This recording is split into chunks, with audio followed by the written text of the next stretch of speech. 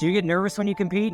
Do you ever have that difficult conversation with somebody and you're trying to prove your point and you're trying to get something across to them and it ends up just bombing for you?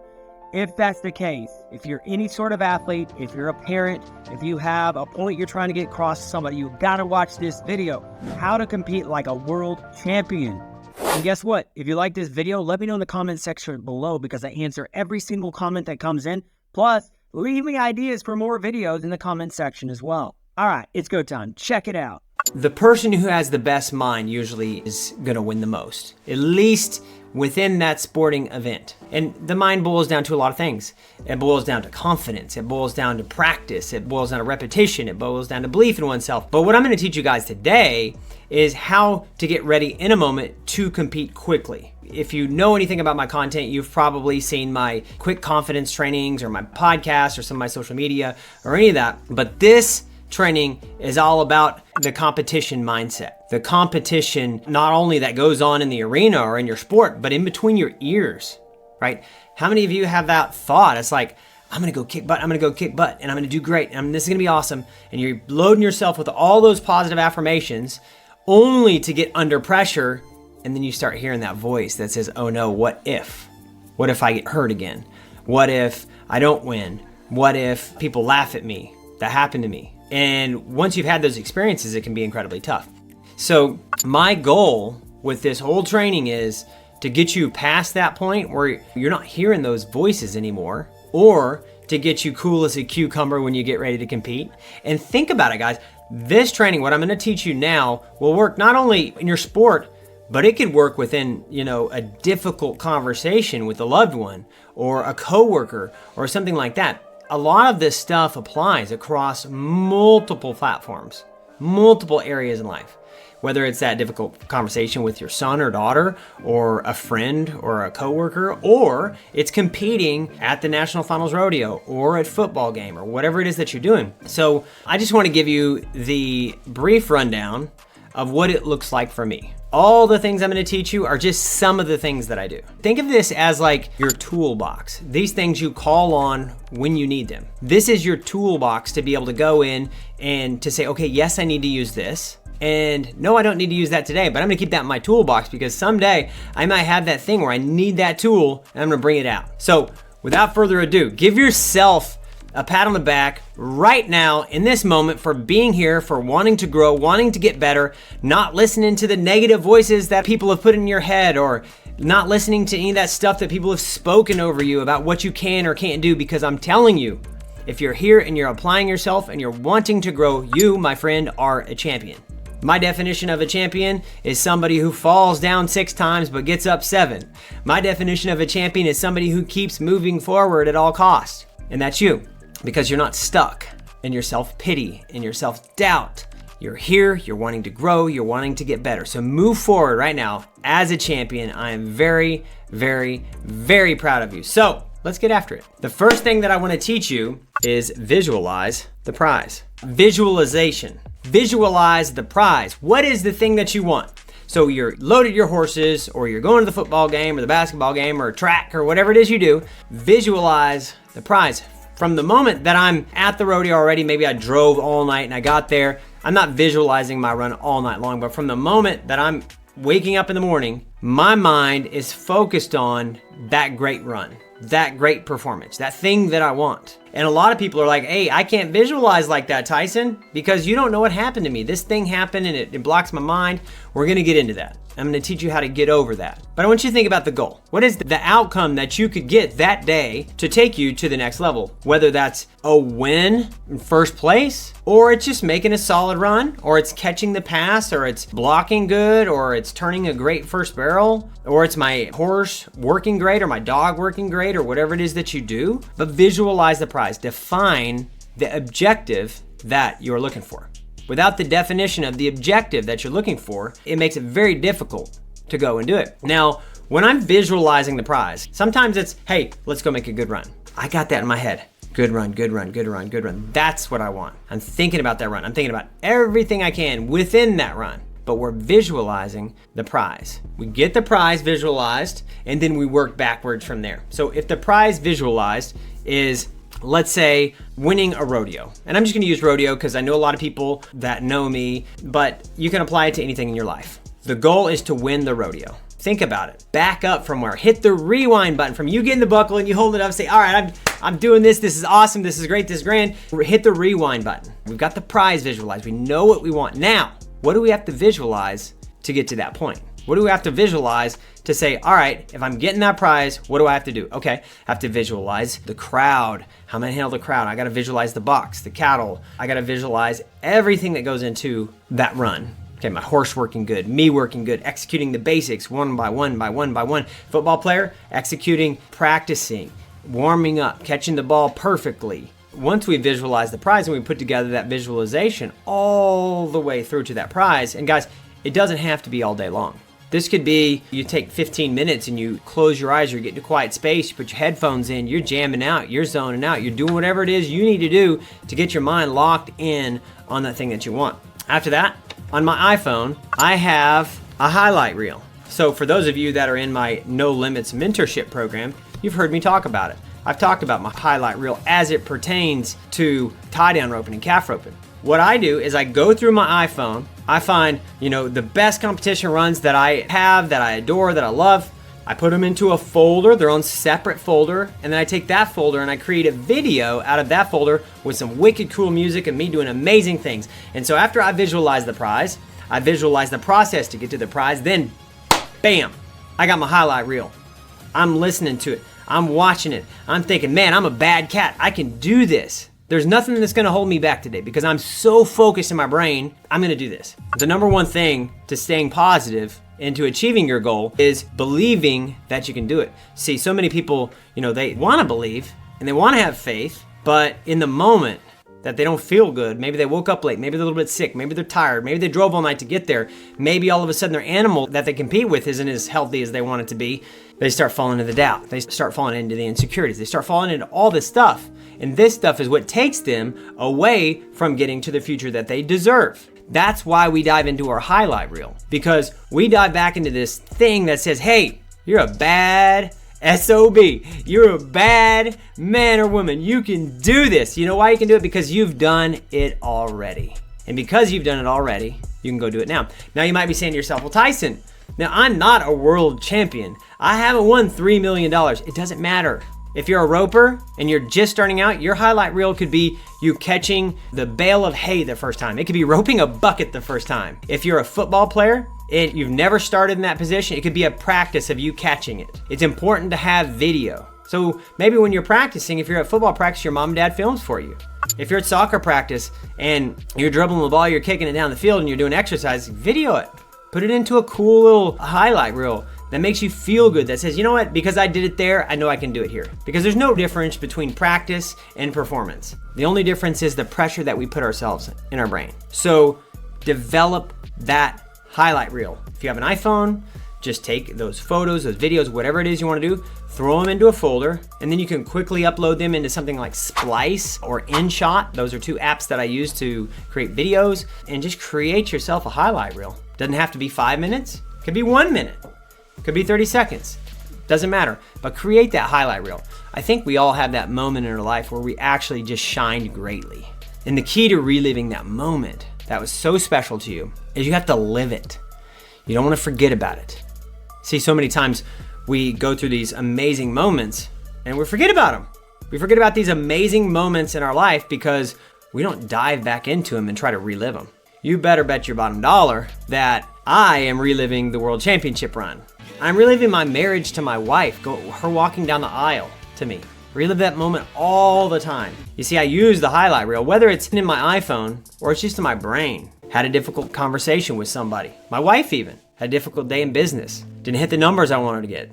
Lost a bunch of money. Made a terrible mistake. Oh no. You know how I get back in my brain? Is I visualize things that have more meaning than the negative thing that happened in that moment. So for example, if I have a terrible performance at a rodeo, okay, bam, highlight reel, World Championship run. Now it's gone. If I have a bad conversation with my wife, hey, sorry, I didn't mean to say that thing. Bam, thought of her walking down the aisle and how beautiful she was and how amazing that makes me feel. Those emotions are neutralized. So it's important to have your highlight reel kind of defined and you know what it is. See, I have them ready to go, bam, if it's peak performance, if it's business, if it's competition, if it's, emotions with a loved one, I have highlight reels that can negate any of that negativity in a moment's call. Part of living strategic. I live strategic. That's the only way I live my life. I have goals, I have dreams, I have desires, I have impact that I want to have in this world. I have things that I want to give to the next generation. Financially, I want to give to foundations. So it's like, okay, I have to optimize. I have to be in peak performance. I have to do these things. And part of that is doing your highlight reel, because I know there's a moment where you are great and you need to relive it. Hey, do me a favor. If you like this video, let's you and me make a deal. Let's shake hands. Yeah, that good, firm cowboy handshake. If you like this video, do me a favor. Share it with somebody. Subscribe to the channel. And my end of the bargain, I will bring you everything I know about being a high performer, a world champion, and an entrepreneur. If that sounds like a fair deal, go ahead and hit that subscribe button. Leave a comment too, because I'm going to answer every single comment that comes in on this video. If we're getting ready to compete, the next thing I like to do is the 10-time challenge. We're getting ready to compete. We're getting ready to do this thing that maybe we haven't done it before, or a new competition. We're getting ready to do it. What's the best way to prepare? Okay, Tyson, you've talked about visualizing ahead of time. You've talked about getting your highlight reel. You talked about all this stuff, but what if we did what we're fixing to do 10 times over right here in our brain?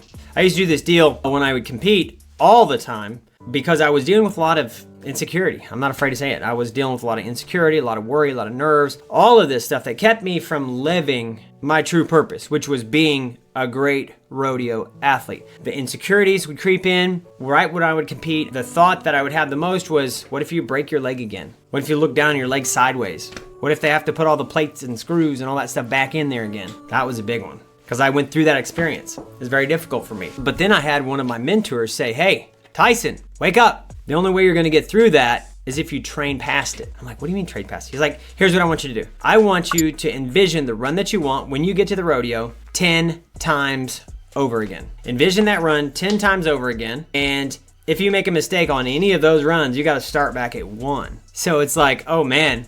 And I'd make, 2 or 3 runs in my brain, and then I'd have a mistake. I would do something silly and I'd have to start over. Now, if you're just starting out with this, just do 10 in a row, okay?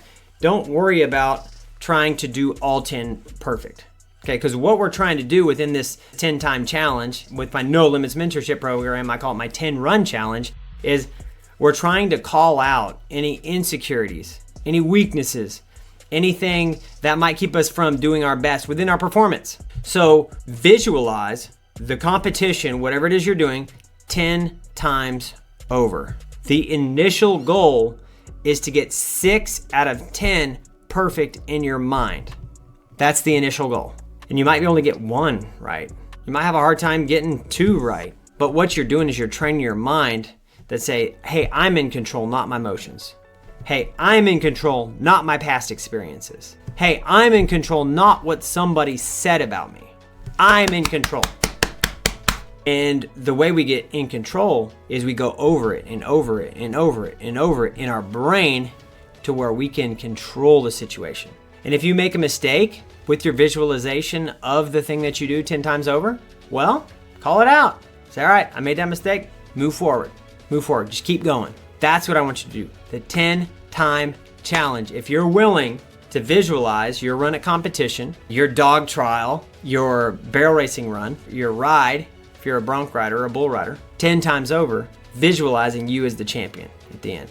Now, one of the things that I'll give you, and it's just kind of like a bonus tip, and it helps me, at the end of each one of those runs, I would visualize something incredibly important. Like my wife running up saying, good job, Tyson, I'm so proud of you, that's amazing. Or my kids saying, good job, Daddy, that's amazing. Or the guys come and saying, patting me on the back, saying, that was amazing, that was awesome. I didn't even know you could do that.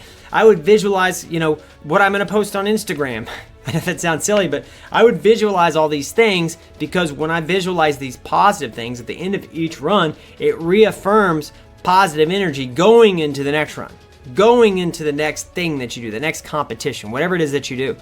So at the end of every run, if you could visualize your parents telling you great job, you could visualize, you hugging your horse, whatever it is that's gonna make you just say, oh, that was so awesome, yes. That will help you get through all 10 while minimizing the amount of mistakes that you make. Okay, usually at this point for me, guys, I always like to find movement while I'm visualizing. And I do this all the way up until like I compete. So I'm finding movement. I'm jumping up and down, like literally. I'll get back here. I'm gonna jump up and down. I'm gonna slap myself. You might see me smack my face. I just find movement. And here's the truth of the matter. Number one, I want my body warmed up when I compete. Number two, it's incredibly difficult to think negatively when you move in a positive movement. So positive movement, jumping up and down, star jumps, jumping jacks, short sprints, whatever it is that you need to do, it's incredibly hard to think negative when you're doing a positive movement. And a lot of people don't do this. They just stand around. They're just, I'm waiting for my turn to compete. I'm just gonna sit here, So I actually came up with a saying for this to find that movement, that thing that can transform your mindset. And it's this: if you move, you find your groove, and if you're still, you get stale. So if we move, we're gonna find our groove. If we're still, we're gonna get stale. All of this stuff leads into your mindset when you compete. The reason that I like to do all this stuff is because literally it's hard to think negative. If you're jumping up and down, you're doing all this stuff, it is incredibly difficult to think negative. Now, if you're one of those people that suffers from, negative thinking, insecurities before you go compete, find some freaking movement. If you move, you find your groove. If you're still, you get stale. That's just the way it is. So why would you stay any longer worrying and being nervous and all this stuff about not performing good or insecure thoughts? Why would you sit in that? All you got to do is just move around, do some jumping jacks, find some movement. And here's another thing. You'll find out when you are able to do it without caring what anybody else thinks, because chances are you're going to be the only one jumping up and down. You're going to be the only one moving around and doing all this stuff. Me at the national finals, and the TV's on, I don't care if it's zoomed in on me, I'm jumping up and down behind the box. I'm finding movement because I know if I move, I find my groove, and if I get still, I get stale. The more I stand still, the more I feel stale, the more I feel bleh. The more I feel, the more nervousness creeps in. Like, how nervous do you get when you're just sitting there? Oh, don't be nervous, don't be nervous, don't be nervous. Got it? Find some movement. You stay loose, stay limber, stay ready to go. Shake out the nervousness. Find the movement. If you're not finding the movement, chances are nervousness is going to build, and then you're going to get stale, and then you're probably not going to perform the way that you should. See, guys, it's all about optimizing the competition. It's all about optimizing your performance. You see, if you optimize the way that I'm teaching you to, your probability of success will go straight up. How do you think I've won $3 million in competition? It's by design. The thought that, this guy's special, so he's just the winner, or this girl's just so talented. No, let go of that stuff. It's not reality. It's not true. You deserve to be the winner. You are the one that's special. You are the one that's a champion. But you got to be strategic. You got to live the plan because it's your day to win. So I have a couple little breathing exercises that I wanted to briefly demonstrate for you guys that can help you. So if you're at a competition, if you're at a rodeo, if you're at somewhere, whatever it is, whatever you do, play football, basketball, blah, blah, blah, just apply it to your life, and you're just kind of like fuzzy. Like you're just kind of like, I don't feel real good. I don't feel great. I just, maybe I'm nervous. Maybe I got a little anxiety, whatever it is going through. I want you to do a rapid breathing exercises. So basically what this looks like is 20 rapid breaths in and out. And I'm talking rapid, strong, in and out. And what we're going to do is we're going to rapidly flood our blood and our body with a ton of oxygen, okay? Sometimes, some people are just like so nervous they don't know what to do. And sometimes people are like, I just don't want to mess up. I just don't want to mess up. So if you're one of those people that gets a little bit fuzzy, maybe like you're not zoning in and you're not focusing on the task at hand, rapid breathing. So here's what it looks like. And I'm just going to demonstrate.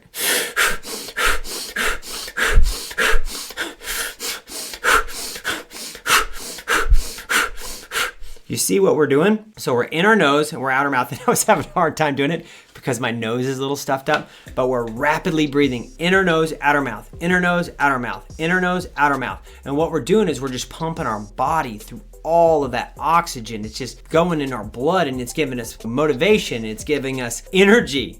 It's giving us focus. So sometimes if you're competing and maybe you haven't been moving around like I've taught you to do or told you to do, and you're just kind of like sitting there and you feel yourself kind of getting stale and things are just kind of fuzzy and they're not locked in and you're not zoned in, 20 rapid breaths. In the nose, out the mouth. In the nose, out the mouth. In the nose, out the mouth.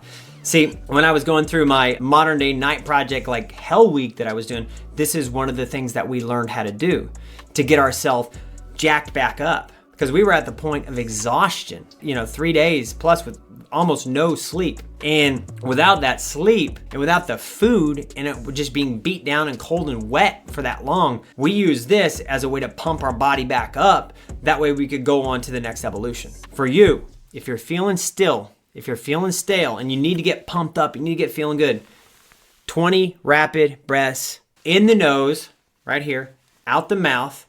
And you can repeat more than once if you want. Just be aware of where your body's at. If you need to do it, once every 5 minutes, that's okay. Who cares if people are watching? The goal is to win. If you're on the opposite end of it, let's say you get so nervous. Like let's say it's not that you're getting stale, things are getting fuzzy and you're not locking in. Let's say you're on the opposite where you're just like so nervous. You're like, oh my gosh, and you're sweating and all this stuff. Feel your heart pumping out of your chest. I'm gonna teach you just another kind of box breathing exercise. A great resource for this type of breathing is the Wim Hof method of breathing. You can look up Wim Hof. He's all over the social media. He's this crazy guy that takes mega ice baths and does all this stuff, but he's a good resource to learn about breathing and all that stuff and controlling your body. Basically, what I like you to do, and this is going to control your body. It's going to bring your heart rate down. If you're so nervous, your heart's pumping out of your chest, which I've been on both ends of this spectrum. That's why I have both things in my toolbox to be able to use them when I need them.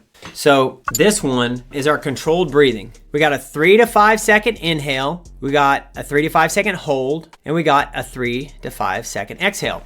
And you can do this for a minute or two, however you feel comfortable. I like to monitor my heart rate with my watch. So a lot of times, if I'm feeling like jacked up and nervous, and to be honest with you guys, I don't battle with this much anymore because I've been doing it so long. When I was younger, I really battled with nervousness. I really battled with fear of failure. Maybe some of you do. I really battled with it. One time at the National High School Finals, I missed a calf in the short go my sophomore year to win, second in the nation. I wasn't gonna win it. In the moment, I could have won it.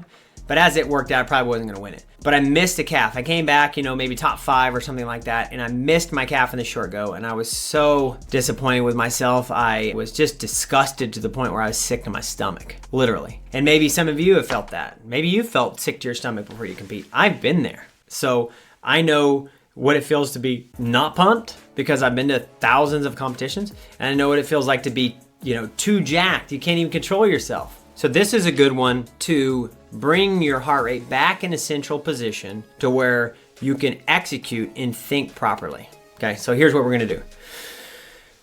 We're gonna just take a couple breaths, we're gonna close our eyes, and we're gonna do a 3 to 5 second inhale, a 3 to 5 second hold, and a 3 to 5 second exhale. The goal is to keep them pretty much the same. It's called box breathing. We did this in the project when we were getting buried alive. They put us in body bags and they buried us alive. And it was basically a thing that said, hey, you gotta control yourself because if you freak out, you're gonna run out of oxygen in this body bag. We're gonna have to come save you and then you're kicked out of the course. So it's like, I don't want that to happen. So this one really helped me at the project because I was incredibly nervous during this evolution, claustrophobic, did not like the sound of dirt hitting that body bag. It freaked me out. But I really just got in my own zone, in my own mind. I controlled my breath and I got through the evolution. So here's what we do. We're going to do 3 to 5 second inhale, 3 to 5 second hold, 3 to 5 second exhale. So here we go. Hold. Exhale.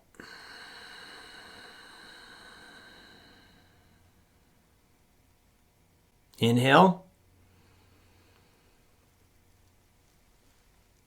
Hold.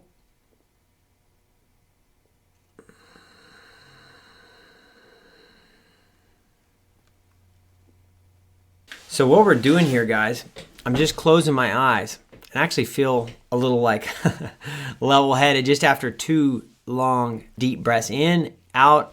And it's not important that it's exactly 3 seconds or 3.2 or anything. Just long, deep inhales, long, deep holds, long, deep exhales, and then repeat the process over and over again. If you're one of those people that just gets so worked up in your heart that you can feel your heart just pounding out of your chest before you compete, this breathing exercise will save you. This will help you so much. But I would tell you that you just have to do it. You have to recognize when you need it and when you don't need it, and apply it when needed. So that's all stuff that we do on the outside to get our body right, the way we need to ready to go and compete. Now I'm going to flip the script a little bit. So what do you do if you have negative thoughts pop in your head right before you compete? This is one that I really struggle with. Maybe somebody told you that you weren't good enough. Maybe somebody told you that you would never make it. Maybe somebody told you that you couldn't go do it. So a lot of the times people don't realize this, but the words that are spoken over us by somebody else, especially in adolescence when you're young, tend to carry with us for the rest of our life. I was told by people that I was dumb, because I think that was just their terminology, that I would never make it. And those beliefs were reaffirmed that I was in every learning disability class coming up. I couldn't read, I couldn't write, I was in special education my pretty much entire adolescence life. You know, somebody told me that I was probably dumb, and I probably just believed. I was like, hey, you know what? Maybe I am dumb. I'm not even gonna try because I'm so dumb. And I was ashamed of it. I was embarrassed to go to the special education classes because, you know, the kids in the hall would call you dumb or whatever. And it's just like, golly, you know, I don't want people to know that I'm going into this special education class. So I would actually hang out in the hallways until like the last 3 seconds before the bell would ring. And when the halls were completely clear, then I would sprint through the door in the class so nobody would ever see me going into the class. And then I would always try to be the first one in the hall when the bell rang because I was just embarrassed. I didn't like it. And so what do you do when somebody says something bad to you and it affects your competition mindset? What do? Do you believe them? Or do we have to be strategic on how to get rid of it? So there's a deeper work that you can do to get rid of some of that negative self-talk. And we've gone through a lot of it, but specifically a lot of times in pressure situations, negative voices start to build in a person's ear. They start to build in their brain and it carries through their body, makes them nervous, all this stuff happens. But what do we do when that happens? So let me explain to you what I do. So, and part of this you've already learned, but there's a system that will set you free. So NTR plus RTR.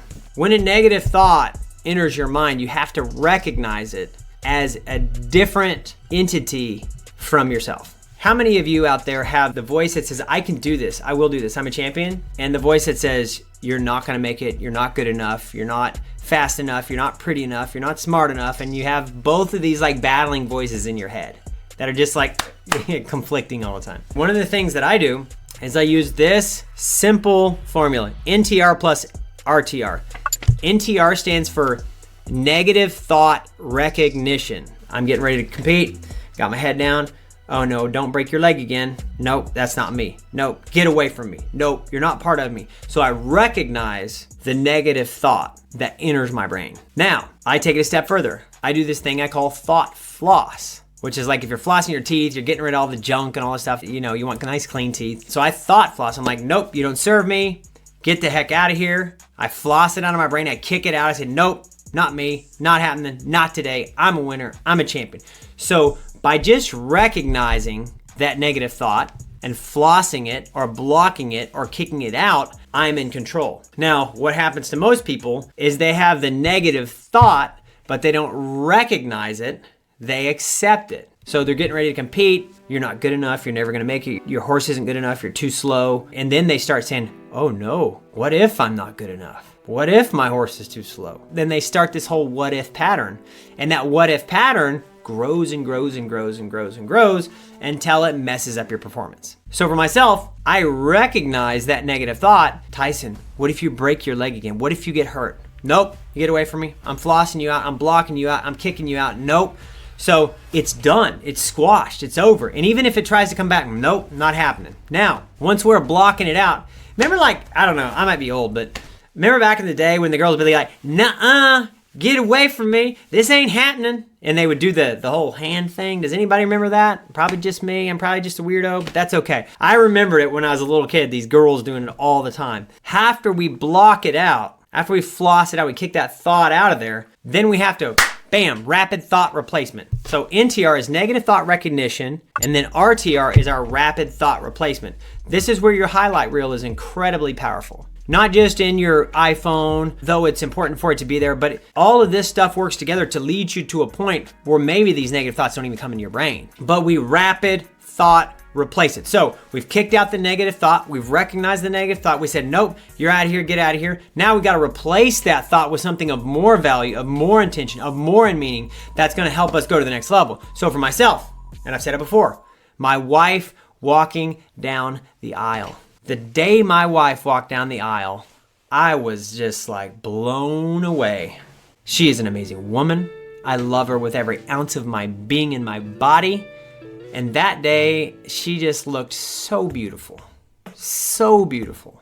And so thinking about how beautiful she is and how blessed I am and how lucky I am to be able to have her as my wife puts me in a state of gratitude. Now that state of gratitude, it's hard to be negative in a state of gratitude. If you're truly grateful in your heart, it's very difficult to be negative. So for you, it might be your highlight reel. It might be, a great run at a rodeo. It might be your horse working great. It might be the birth of a child. That's another one I use a lot. It might be a championship or a rodeo that you've won. But when that negative thought enters your brain, you have a choice. Number one, you can accept it. Number two, you could recognize it and you can kick it out. And the way you kick it out and keep it out is with rapid thought replacement. Usually when I'm doing RTR, I'm like, bam, jumping jacks, move around. I find movement. I think about that thing, my wife, birth of my child, championship at a rodeo. I'm thinking about it. I'm moving and it can't come back. I'm telling you guys this. I was insecure. I was nervous. I was in a place I had no money. I was in a place of total despair. I struggled with suicide as a young man. Just so you have context as to where I was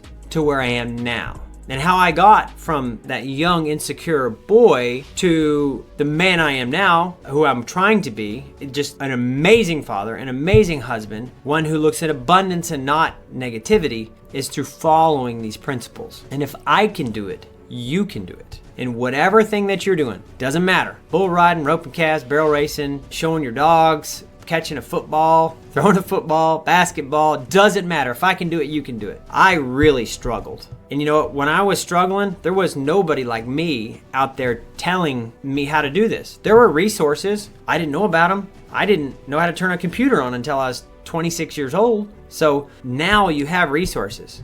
And I say this to you, go use these resources. Negative thought recognition, rapid thought replacement, and move forward. Hey, my friend, I just wanted to remind you that if you want to take your mental toughness to the next level, I created this thing called the Cowboy Challenge. It's an 11-day mental toughness challenge. If you are struggling with your mental toughness, maybe you don't have the consistency that you want, maybe that your diet sucks, maybe that you're not getting regular sleep, or you're just, maybe lazy.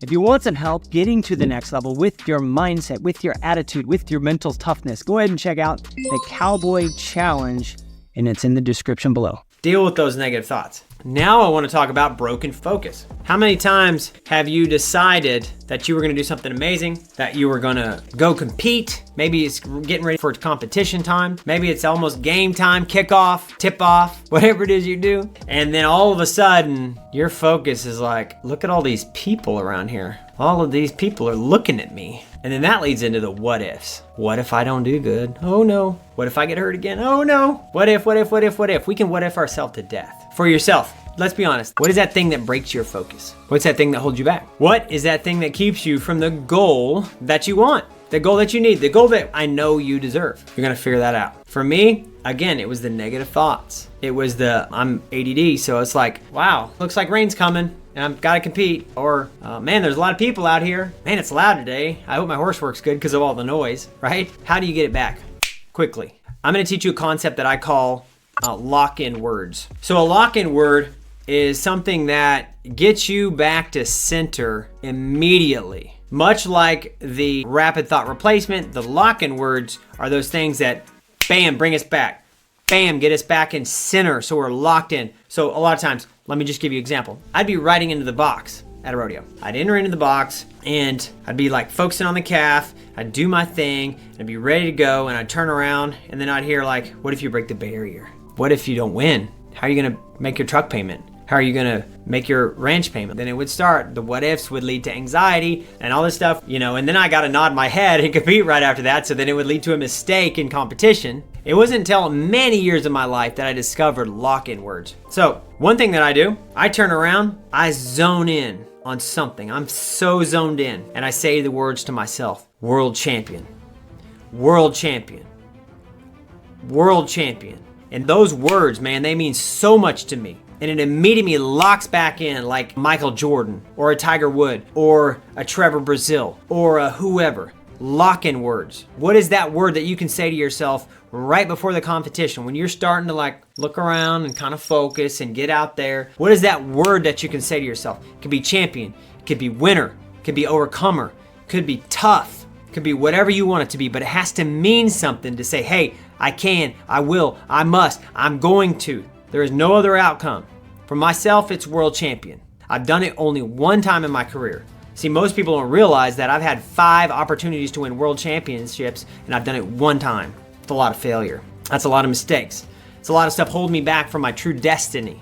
But I don't hear the voice in my head when I turn around saying, oh, you missed out a lot of times. Oh, you're not quite good enough. No, locked in, world champion. Because those lock-in words mean to me, what do world champions do? Elite performers. They're focused. They exercise. They do everything right. They're not afraid to ask questions and learn. World champion means world class. I don't care if you're freaking in archery. If you're a world champion, that shows me somebody that has a lot of dedication, a lot of practice, a lot of discipline. And so for me, when I say those lock-in words to myself, it's like, bam, zone back in. Nobody's taking my destiny, and nobody should take yours. You got to define that lock-in word. And I would ask you, what is your lock-in word? And if you're like, I don't know what my lock-in word is, just pick something. Pick something of an intense value. Overcomer could be your lock-in word. Champion could be your lock-in word. World class could be your lock-in word. Christian could be your lock-in word. Oh, that would be a strong one. I'm a man of God, right? That could be a lock-in word. So whatever it is for you in the situation that you need, you define that lock-in word and then you put it into place. I have other tools that I use as well, but I wanted this to be something that could apply to almost everybody in every situation. If you can master these, you are going to be a true champion. And it's not rocket science. It's just strategy. It's strategy plus execution. And that's where most people miss it. They see, oh, I'm going to plan, but I'm not going to execute. Or I'm just going to go like a mofo without a plan. We all know those kind of people, right? So this is just strategy, planning, execution. That's all this is. It's not rocket science. Anybody can do it. You can do it, I promise you. The next thing, and these are mindset things. How do you think under pressure? I want you to write down, how do you think under pressure? What typically happens to your physiology? Do you get nervous? Do you get sweaty? Does your heart beat out of the place? Or do you get kind of like meek, like, zoned in and, and kind of look around? Like, what happens to your physiology? How do you think? The reason we're defining this is because once you define these last few questions, it will help you on which tools you need to use to move forward. But really clearly define it. How do you think under pressure? And how you think under pressure will lead to how is your physiology, how's your body? Really define that. Are you calm, cool, and collected? Are you nervous as all get out, or are you kind of like sulk and meek and hope, what's going on? We need to define it. That way we can strategize, plan, and take action to combat it. So how do you think under pressure? The next one, if you're a person that has reoccurring themes under pressure, then you need to be asking yourself this question. So, for example, I would constantly think, what if I break my leg again? That was a big one for me. For years, it ruled me. I mean, I was even making the national finals a couple of years there at the beginning, and I'm like, why do I still keep having these negative thoughts? Why am I still worried about breaking my leg? Why am I still worried about money even when I got money in the bank? Like, why does this keep happening to me? And that's a question that you need to ask yourself. Why does this happen to me? Why are you having these negative thoughts to start with? Why are you so nervous when your heart beats out of your chest? Why is this happening? And there's probably a few reasons why it's happening. Something happened to you in your life that caused this to happen. It caused the negative voices, if that's what you have. It caused the nervousness, the sweating, the heart beating out of your chest. Or it caused you to just sulk back and want to play in the middle or not be the winner that you're created to be. Something probably happened. So by defining what happened to you that caused that, you can create a plan to get over it. And if you haven't seen my Confidence Creator method, you need to go through and look at that, because it talks a lot about like the life cycles that are cyclical, that keep happening, that suck people back into their old thinking, their negative thinking, breaking their confidence and slowing them down. So ask yourself, why is this happening to me? Why am I thinking negative? Why am I getting nervous? Why am I not focused? And then develop a plan and use that to know which tools you need to pull out to stay locked in the zone. And then the last thing that I'm going to cover is something that actually happened to me recently in a competition, was overthinking in a competition. How many times have you went to a competition and it was just like so easy? Like it was just there, and then, I dropped the pass, or I threw the rope the wrong spot, or I just don't hit a barrel, off. Just hit a barrel, you know? I will tell you, number one, where our mind goes, our energy flows. Where your mind goes, your energy flows. So if you're saying, don't drop the pass and just gotta catch it, you're gonna drop the pass. If you're like, don't hit a barrel, you're gonna probably hit a barrel unless you got an amazing horse. So we have to be so zoned in and so focused that we don't overthink during competition. Especially if you're in a type of competition where it's split-second decisions are like, life or death of the championship. You should rely so much on muscle memory that you rarely have to think during a run. Now, there are times when you are so zoned in and so focused that you will enter what's called a zone. Now, when you're in the zone, time moves slower than your mind does. Your mind's going a million miles an hour and you're so confident and you can get the job done, but time is just like standing still. That's a beautiful moment. It's a moment that most athletes probably never get. Those that are really good at finding their zone tend to be great. Tiger Woods, Michael Jordan, Trevor Brazil, Michael Phelps. These type of individuals not only are doing the work, but they know how to control time and space within their brain and the physical world. I've done it a few times. When I won the world in 2016, it was like I drew a terrible calf. They hadn't tied it fast, and I had to be like a low 7 to win a world championship. And this calf ran up the rope, was wild, and I remember roping the calf and getting off. I'm like, the calf's running up the rope. I guess I'll just have to go over there and flank him. And then when I flanked him, I strung him and I caught my picking string and I picked it up with just like these fingers here, and I missed it with this finger. And I'm like, I guess I'll just have to bring that pinky back around and tie him up. And I was able to like think faster than time. It was so crazy. But if you're one of those people that aren't in your zone, and I'll be honest, I'm not in the zone every time I compete. There are times when I win championships and I'm not even in the zone. But if you're overthinking too much during your competition, then we're not focused enough. We need to do some of our rapid breathing.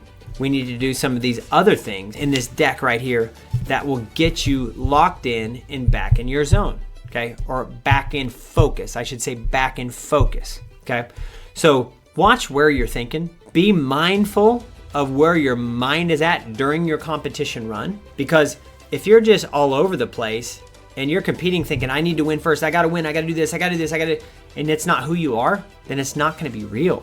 It might work one time out of 10, but we don't win championships 1 out of 10. We win championships by being consistent. And that's what this training is all about. I want you to get consistently to your goal, to your objective. Whatever it is, even if it's just to be consistent. I want you to be at that objective. But be mindful of where you're thinking. Okay? Am I overthinking? Am I second guessing myself? Am I too nervous? Be mindful of where you're thinking, not even leading up to the run, but during the run itself. A lot of times, this overthinking boils down to lack of preparation, whether that's practice, whether that's mindset, whether that's focus, whatever it is. So if you're overthinking, go back into the toolbox. This is the toolbox. These are your tools. Apply these tools, okay? Because if you apply these tools, you will win. You will be a champion.